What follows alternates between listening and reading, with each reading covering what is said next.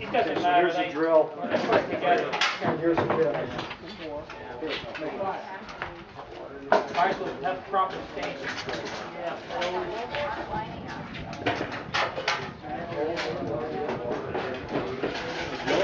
Don't forget to get your movie releases before you go. There you go.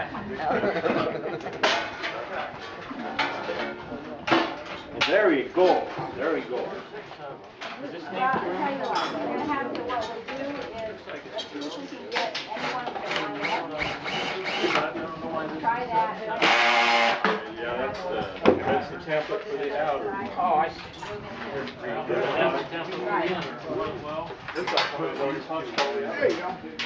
Do you need this one anymore, Carlos? Yeah, I really need to be wearing Kids? Yeah, that's They're marked for up to date.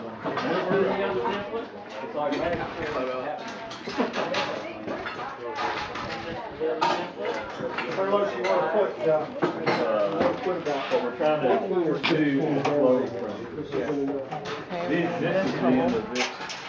Those put them up. And that may be.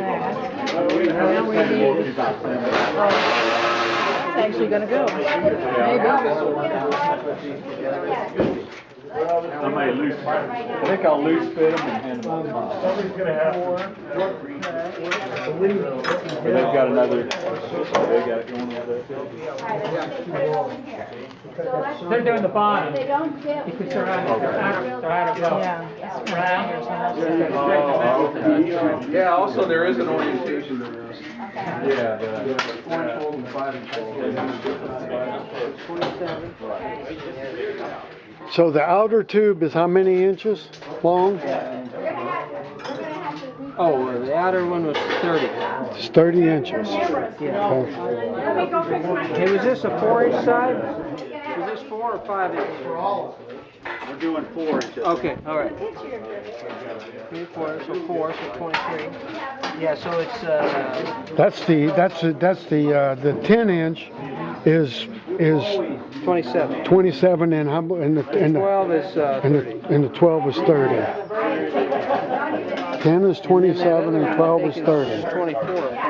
Yeah, the other ones the black ones are 24.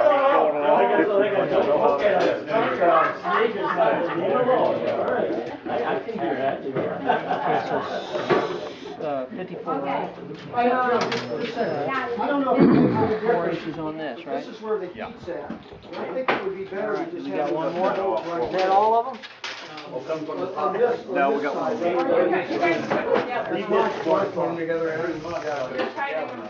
Yeah. Because we got a whole row here.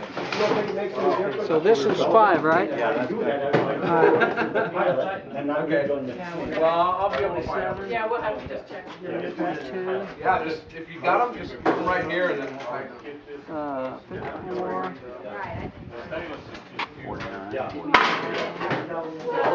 So the holes are 5 inches from the top. I gotta have a 3 1/4 here too, don't I? Yeah, but 90 degrees away, they're 4 inches from the bottom. This is the top up here. They're all 3 1/4 at the top. And half of them are 4 inch and half of them are 5 inch. And they're 180 degrees apart. We were stacking them over there. Because part of this bolts to the 8 inch pipe and part of it bolts to the 12 inch pipe. So let's find another location. Is that 4 or 5 on this one? Yeah, over here. They marked them all at the top. Yeah, there's 5. Here's the 4 and 5 inch. So they'll mix up. Scratch that out. No, here's another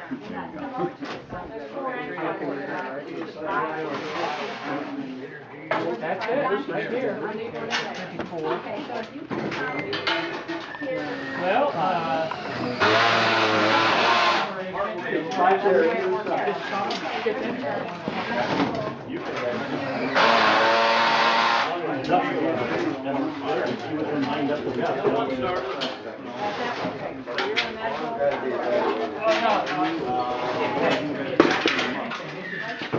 loose. All of All right. these have to be done. Where's the tight ones? Okay, put it over there. The tight ones there or the loose ones? No, I brought those. Okay, so those are the loose ones. Okay, we need a home for the tight ones. Because we did a bunch of them. Yeah, that are already tight. I'd rather just have the loose ones over there and the tight ones over here.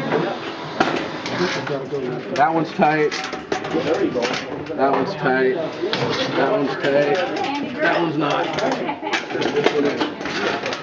Okay. And this is just because it's amazing the material shortages that you run into in this day and age. You used to be able to get every piece you needed for a flute pipe just about any hardware store. Now it's hit and miss, even if you order in advance. In Springfield, you know, there's that huge, McGregor no, there's a huge warehouse. Oh, on Division.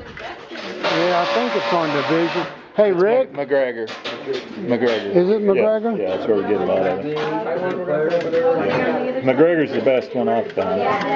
We actually do have some tools from the late 1800s that we can make all of this stuff. Beading with the hand. machines, yeah, Exactly. beading machine, yeah. Yes. Right.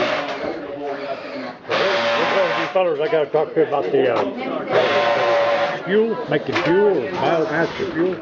Yeah, for energy. What's your name? Ben Taylor? Doug Breathour. Nice to meet you, Ben. And are you from around here? Or? Yeah, I just live through the woods right over there. Oh, okay. You got a little bit of fuel laying on the ground over that way, probably. Yeah, it depends on what you call fuel. Wood. I've got a lot of that. There you go. I've got a lot of that. Yeah, good. How many acres you are? You need about 4 cords of wood would power the average vehicle, the average miles per year. Here anyway, because I got tight. 4 cords. 4 cords power. The average vehicle, the average miles per year. They figured at 15,000 miles a year, 20 miles to the gallon. Oh, no, I'm looking at something more. I do like more like 150 to 200,000 a year. There you go. But in a semi, Yeah. if I was doing a semi, then it's going to be a long time before the time they get there.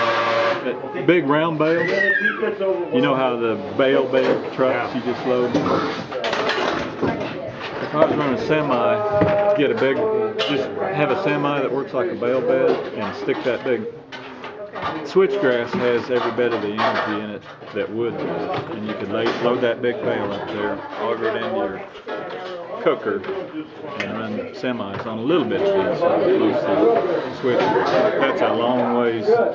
All it needs is time and tinkering, but I haven't seen anybody. How do you get from here, though, to the wood gas that goes in your engine? Okay, what we're making here is flare quality gas. We're making gas that's good enough to flare off, just like at the refineries. They have the lighter hydrogen and stuff, and they just flare it off. They just, I mean, it's the cleanest energy, but it's not. They can't compress. They can't do what they want with it, so they just flare it off. This is flare quality gas. I mean, it'll burn, and it looks like it's burning perfectly clean, but it really isn't high grade enough for engine fuel. So to make engine fuel, we actually have to crack it at a lot higher temperature. So it's a refinery process, but you run it right on the bed. Wood's a hydrocarbon just like crude oil's a hydrocarbon. It's just how you extract the energy out of it. To get flare quality gas is nothing. It's easy to get started. To get engine grade gas, you have to Got to run through scrubbers and well, and we have to temperature. actually crack the wood at about 2,000 degrees. You have to make it at a very high temp. So at 2,000 degrees, we can make the gas that we need. And then we have to clean it and cool it after. But you can do that on the bed. I've got a 464 that runs on wood. It's actually dual fuel. I can run it on gasoline or wood, whatever's more convenient. And I can switch it in the cab on the fly from one fuel to the other. It'd be a little rougher on the semi-hauling. Yeah, semi. Now diesels really aren't that hard to gasify, but you're burning so much fuel, you have to have, it's not practical for a guy with a semi hauling freight to have to get out and load a 40-pound sack of wood into the hopper every you'd probably 40 pounds would probably get you what? What's the consumption on diesel? How much diesel do you have? I might get 6 miles a gallon. 6, which isn't bad. 6 miles to the gallon on a diesel. I'm trying to. I've got too many things going on in my head. Yeah, it'd be about, let's call it 6 pounds of wood per mile. So if you're running 80 pounds of wood in your hopper, every 12 miles you have to be dumping wood. That's what I'm saying, for diesel over the road to be practical, you would have to have it at the scale of a big round. Unroll it in your cooker, make the gas. And there's nothing preventing that being done except something. Do you need a hey Rick, do you need one? Yeah. The weight of the bale too, so you're gonna have to have a lighter amount of freight. You've got 1,000 pounds. There's conversions for that kind of stuff. Yeah, you would, as you get to the end of the run, I mean, it's really not, I don't think it's ever going to be suitable for over the road, cross country. Yeah. But if I've got